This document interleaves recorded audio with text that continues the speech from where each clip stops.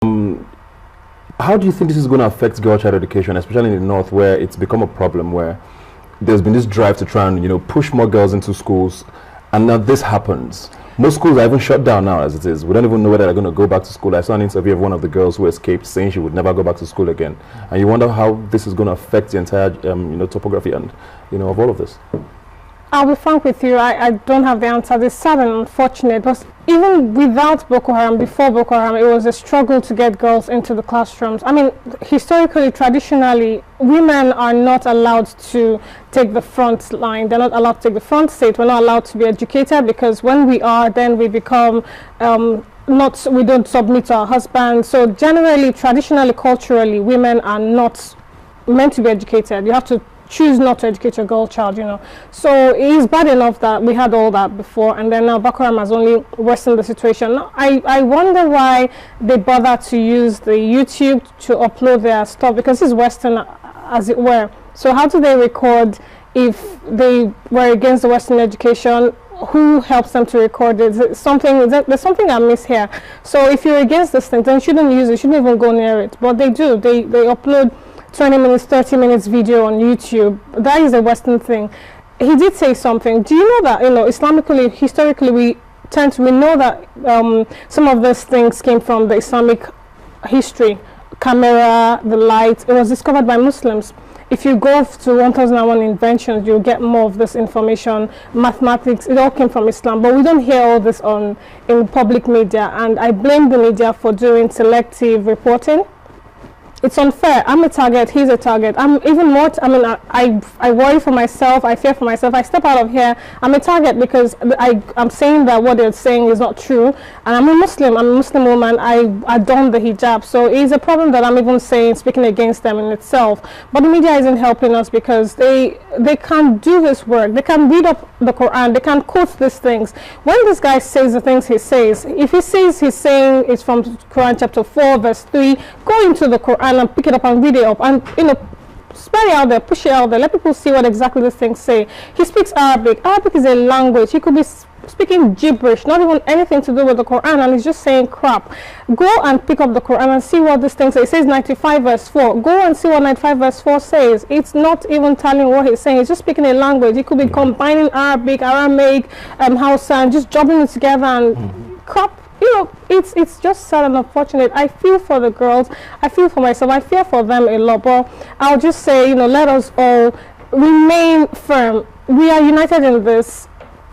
Let me even go back, even if it was a war front, you know, we have rules and regulations. Muslims are educated not to touch places of worship. You don't go to the churches or mosques. You don't touch elderly people. You don't touch women. You don't touch children, even in the war front. So what are they on about? I have no clue, honestly.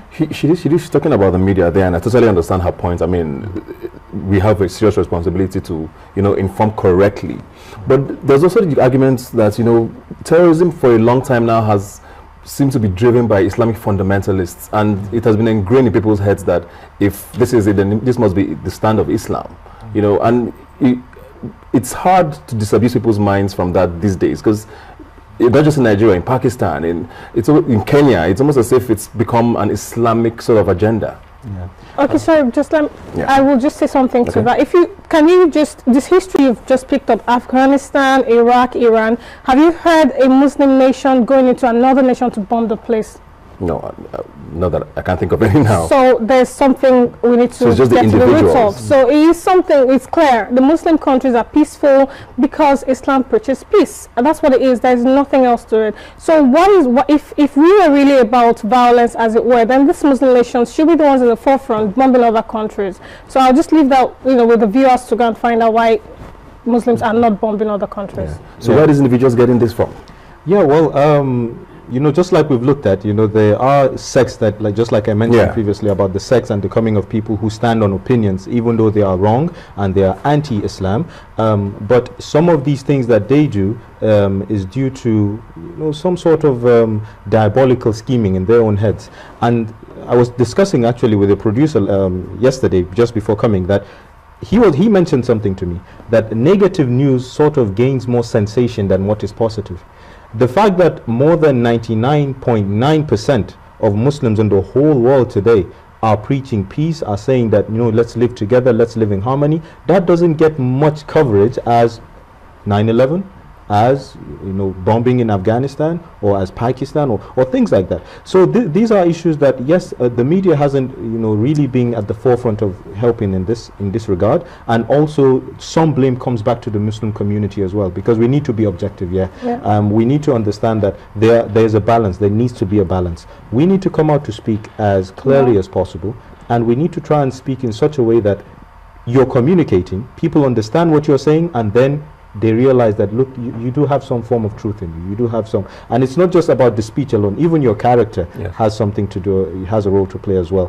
And we should stop living in fear, because yes, fear is something that drives us. Just like she mentioned, you know, we're easy targets. For myself with the beards, I know how many times I've faced so many things. You know, even at the airport, I'm entering the plane and everyone's like, man, you know, you're just seeing people turning the other way. But I laugh at it, and then I find it amusing. And then when they hear me speak, they're actually like, oh, so you're actually this, you know, this kind of person, and things like that. So it's something that motivates me, that yes, I want to draw you closer, so you realize that not everybody with a beard, or everyone that has a cap, or every woman with a hijab has a plan of blowing you up, or has a plan of fighting you. No, we actually do want to live in peace. We all are.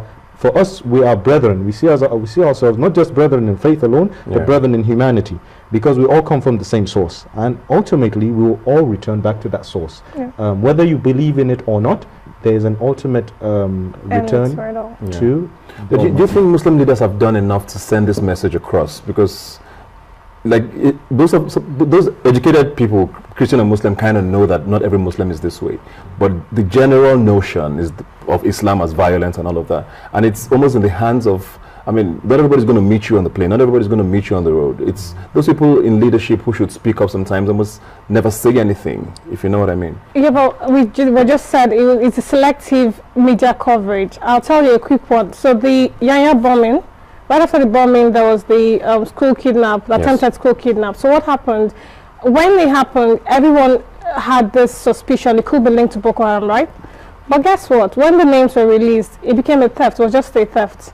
But I guarantee if it was a Sulaiman or an Ahmed, was a Muhammad, it would immediately, the bus that was stolen, when the names were released, they were not Muslim names, so they were quickly cleared, they were not Boko Haram. But if any of them's names had been Muslim name, it would have been splashed all over the news, another, you know, attempted Islamic terrorism. So it is unfair. If I did something wrong right now, if I stepped outside and I did something wrong, and somebody else did it, Islam will go to the guillotine immediately, but the other person will walk free. So when someone does something wrong, blame the individual, but no, it's immediately ascribed to Islam.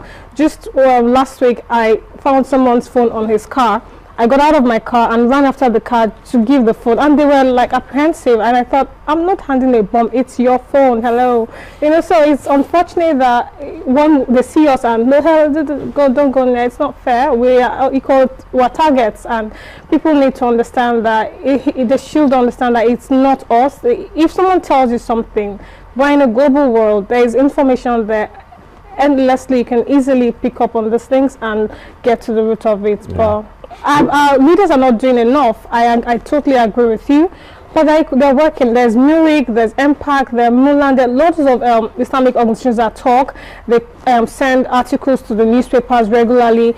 There are loads of Facebook pages, very, very active, but we don't get that much coverage. Several northern clerics have been killed because they spoke out against Boko Haram. It's not splashed all over the news. The most recent one is Albani. He was killed with his wife and child. It wasn't covered. It should be splashed all over the news. These people speak against Boko Haram, but they get killed, and it doesn't get the coverage. So, which is why I said that selective journalism or selective reporting. But I would agree with you, we're not doing enough. The onus lies on every Muslim. It isn't just the leaders. We all should come out and speak up against this thing.